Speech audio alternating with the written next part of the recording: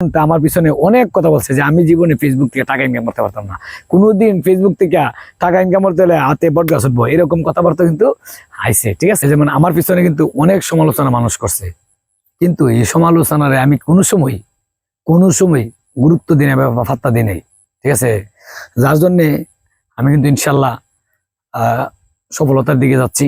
এবং আমার মোটরসাইকেলের মধ্যে আমি লিখে রাখছি সমালোচনা আমার নিত্যের সঙ্গে, কারণ মানুষ আমার দেখলে বিভিন্ন সমালোচনা করে, আরে ভাই করলে কি সমস্যা, কি আমি তো কারোর কোনো ক্ষতি করতাম না, করার সম্ভাবনা নাই 0%।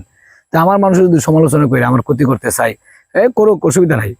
ঠিক আছে, এইভাবে চালাই যাওয়া দরকার। প্রত্যেকটা মানুষ যারা আছে, কন্টেন্ট ক্রিয়েটর আছে বা যারা তার নির্দিষ্ট লক্ষ্য পৌঁছার আগে যতগুলো সমালোচনা থাকুক, এই সমালোচনার মধ্যে রাখবেন, কোনো সমস্যা নাই। মানে পিছনে আপনার যাই আপনার মন্দ বলুক না কেন, এটা কান না দেওয়াই সবচেয়ে বেশি বেটার আপনার সফলতার জন্য।